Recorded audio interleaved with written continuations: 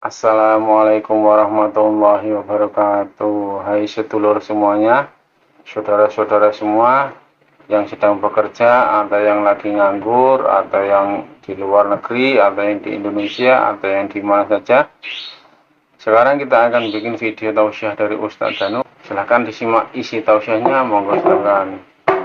Mungkin ada yang mau tanya lagi. Ilmu yang tidak Bang? dituntut. Iya, dituntut. tidak diamalkan sebenarnya ya, tapi Iya. bisa melalui turunan itu ya Pak Ustadz ya. Insya Allah bisa. Nah, Pak Ustadz, kalau seberapa jauh sih efek ilmu itu ya, untuk kita dalam kesehatan kita itu tadi?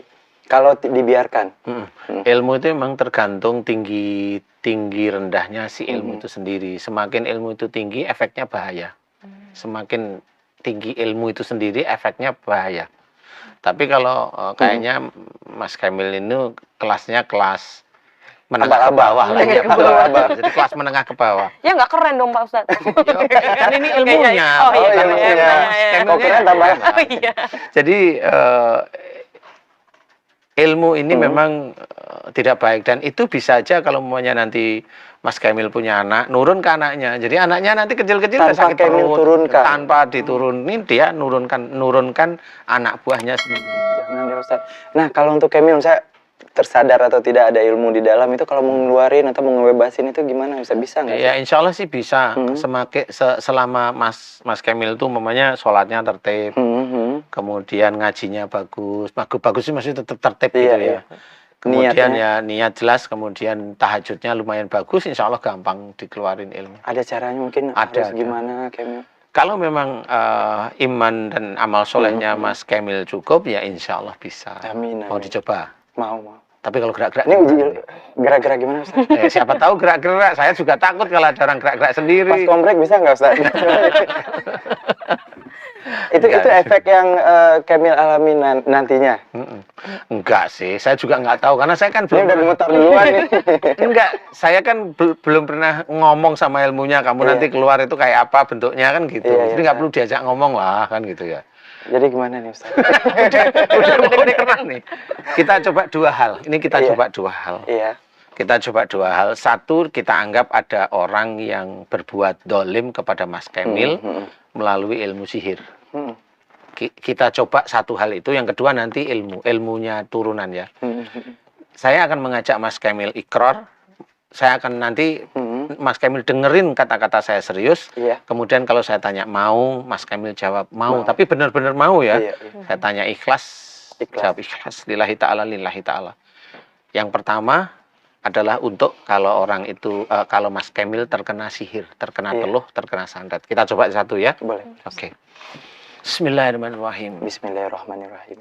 Mas Kamil, jika di dalam tubuh Mas Kamil ada makhluk atau ilmu sihir yang dikirimkan oleh orang lain, orang yang berbuat zalim kepada Mas Kamil.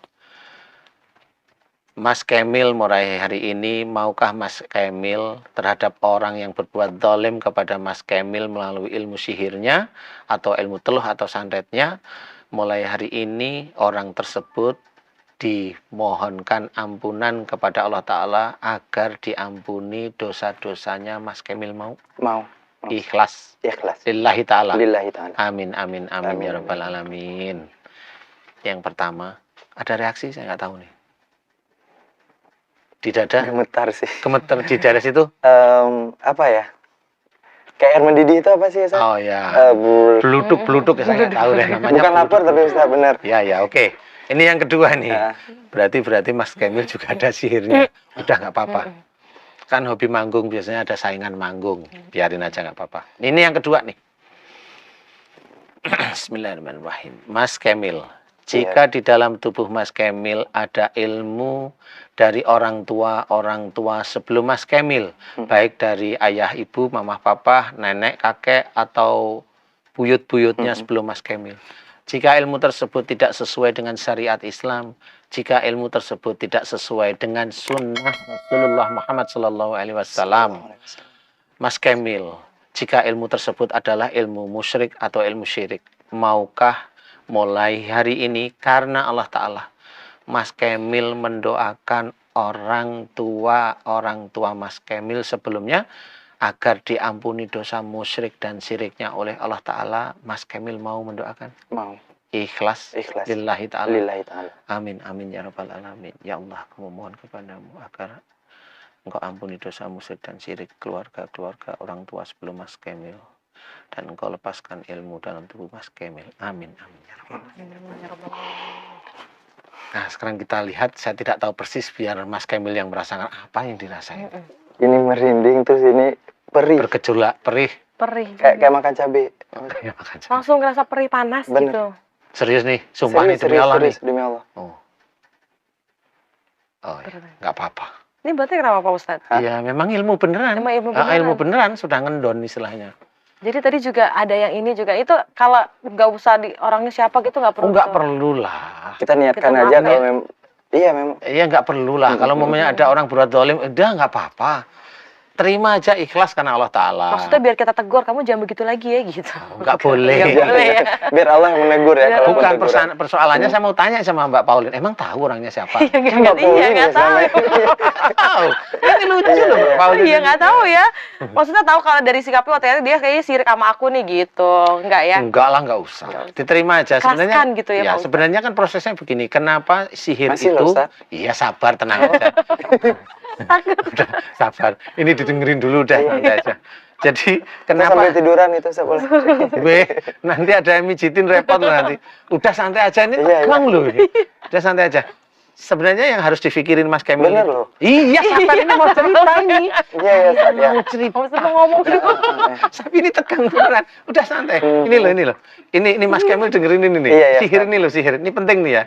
Kenapa sihir atau teluh atau santet itu bisa masuk ke tubuh Mas Kemil? Nah, itu yang harus diketahui.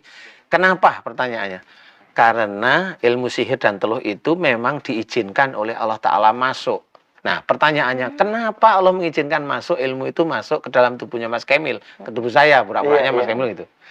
Karena memang Mas Kemil ada beberapa hal yang memang salah di hadapan Allah Ta'ala. Salah loh ya, salah di hadapan Allah Melakukan Ta'ala. kesalahan. Melakukan kesalahan sehingga ilmu sihir ini diizinkan masuk oleh Allah Ta'ala. Jadi kuncinya adalah kita belajar, walaupun kita itu manusia banyak salah, tetap harus kita belajar jangan sampai berbuat salah. Terus Entah itu- memperbaiki diri. harus memperbaiki diri, entah itu cara bicara, Akhlak, ya. Iya. ya entah itu cara berpikir, entah itu Perbuatan. perbuatan sehari-hari. Nah, ini ilmu sihir. Masih loh. Ustaz. Masih Masih tunggu ya. beberapa menit. Mudah-mudahan selama kombrek tenang ya, Nah, Bang iya. Kemil ya. Dan santai, apa yang mau ditanya ini? Iya. Setelah kombrek lagi ya, Bang Kemil ya. Oke, Sambil oke, relax oke. dulu, istighfar. Ini tanggung loh sebenarnya. Pemirsa, jika Anda ingin meminta nasihat ataupun berkonsultasi, bisa ke email kami di bengkel.akhlak@yahoo.com atau melalui WA di 0819 32126205. Dan pemirsa, jangan kemana-mana, tetaplah bersama kami dalam Bengkel Akhlak. Dan kita sedang membahas tentang sesak nafas dan asma. Dan pemirsa, di segmentasi sebelumnya, Bang Kemil, bintang tamu Iya. kita, sedang meminta nasihat ataupun mengeluhkan apa yang beliau alami ya, rasa Iya, iya, sesak di betul. nafas. Dan tadi juga alhamdulillah Pak Ustadz Danu sudah membimbing untuk dan juga mendoakan. Dan Pak Ustadz, kita sambil saya bacakan email yang masuk, ada dari seorang ibu nih. Saya seorang ibu memiliki memiliki anak berusia 8 tahun. Anak saya mengidap asma sudah hampir 3 tahun lamanya. Apakah asma anak saya bisa disembuhkan, Pak Ustadz? Oh ya, insya Allah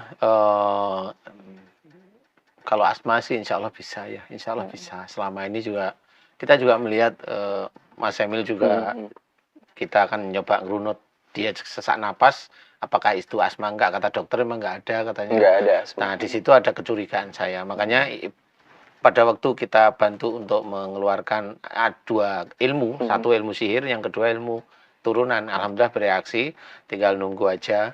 Nah, ibu tersebut juga sama, putranya insya Allah bisa. Amin. Jika memang kalau anaknya ini sudah 3 tahun ini selalu asma, diawali dari ibu dengan suami, itu apakah sering bertengkar apa enggak, siapa yang tertekan di antaranya. Kalau ada tertekan, mulai masalah itu harus dirembuk. Masalah itu harus dimusyawarahkan. Sehingga nanti keluarnya solusinya tidak emosi, tidak marah. Dan itu cara pertama.